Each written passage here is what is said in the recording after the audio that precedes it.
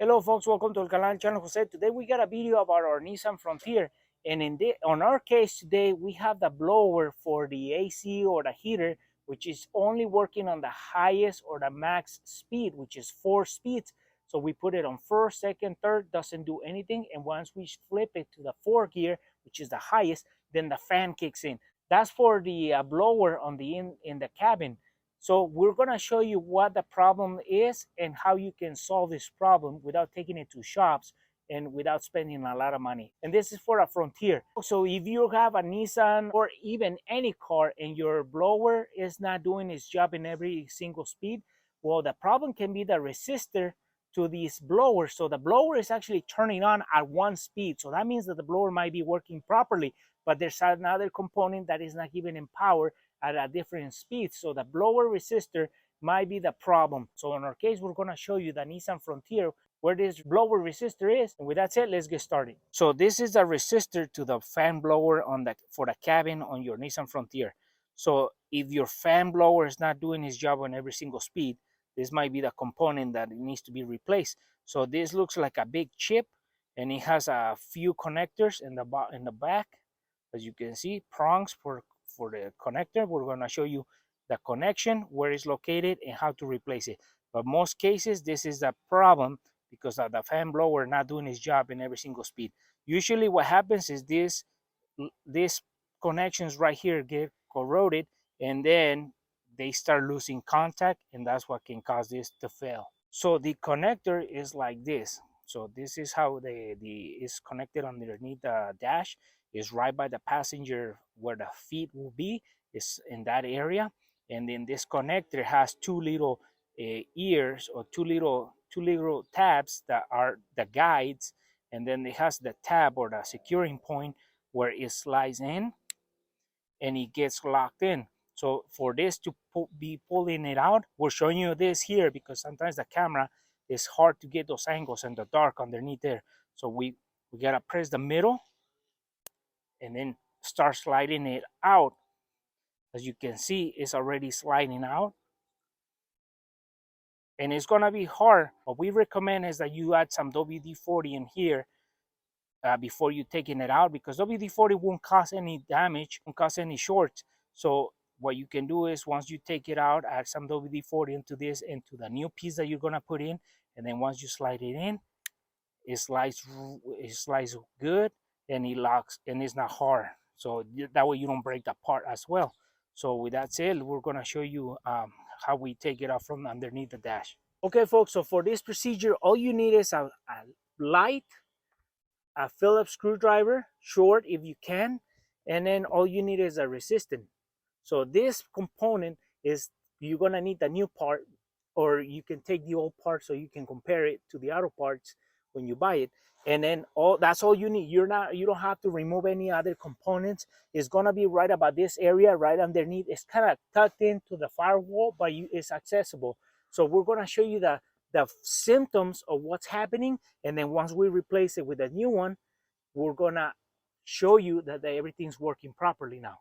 So with that, let's show you the symptoms. Okay, folks, so we're gonna show you, we open the key, we haven't turned on the engine, and we are gonna operate our controls to first speed, and nothing happens. There's no movement on the papers. Second speed, there's nothing at all. Third speed, and there's nothing.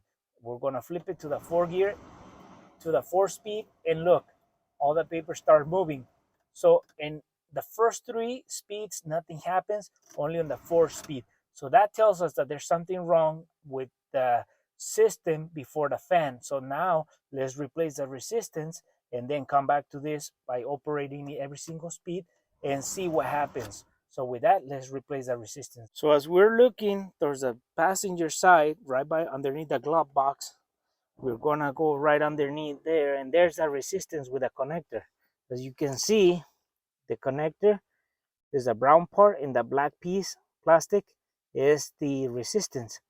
There's 2 screws, one in the back and one in the front, right underneath there. As you can barely see it, those 2 screws are holding that unit in there.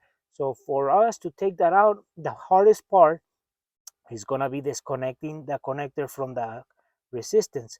So you can either disconnect it right as it is right now, or take those 2 screws out and try to disconnect it outside. So whatever works for you, that's gonna be the easiest part. That's the hardest part of this job, disconnecting that connector from the resistance. You just gotta remove the 1 screw back there, the 1 screw back there, and this other screw, and then you can pull that whole unit out with the connector on or not.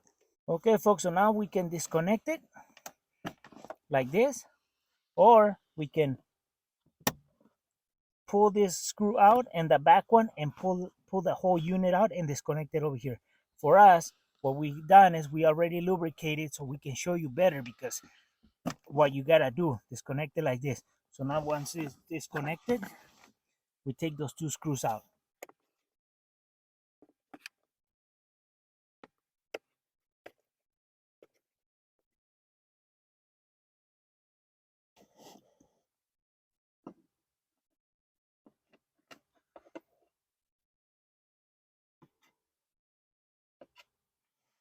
There is the slot where the new resistance or the old resistance was slid in, so that resistance is cooled down by the air that flows through, and there's the 2 screws or the 2 holes where the screws were holding the resistance in there.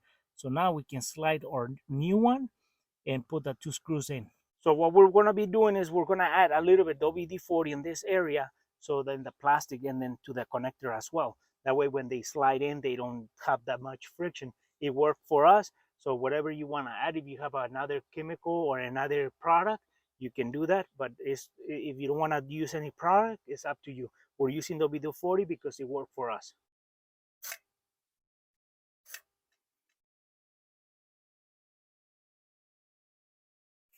Okay, so now we have lubricated our connectors. So now what we can do is you can even plug it and try to slide it in, so this helps you and gives you more length, or you can just like this and try and screw it in.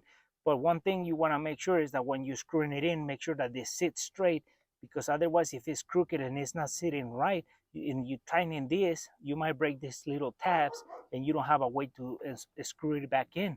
So you want to make sure that it sits good and flush before you start tightening it.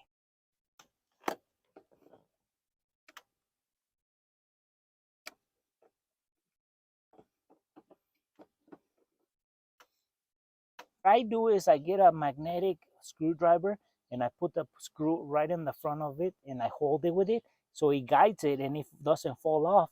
So that way when I start screwing it in, it helps me as a guide. So we put the first screw and then we follow with the other one.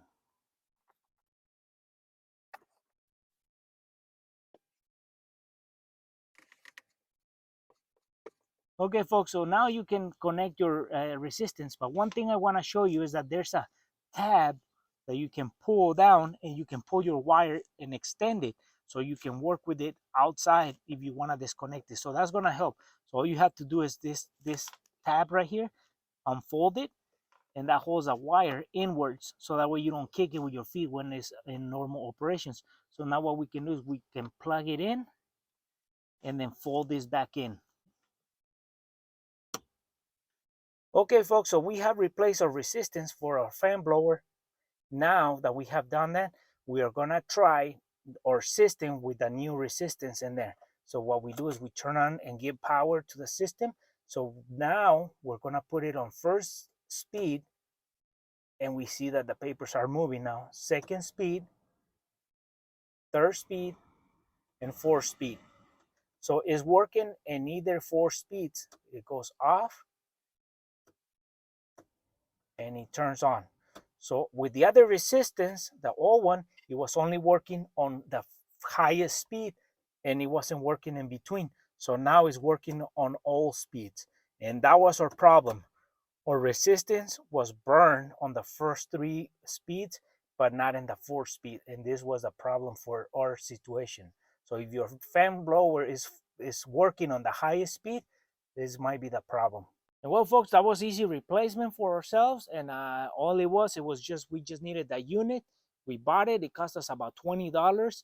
And for this replacement, all we did we just used a little bit D40 to lubricate the components, the slide and the connector, which doesn't damage electronics. And all we did is we used a Phillips screwdriver and a light that we can shine underneath there so we can see what we're doing.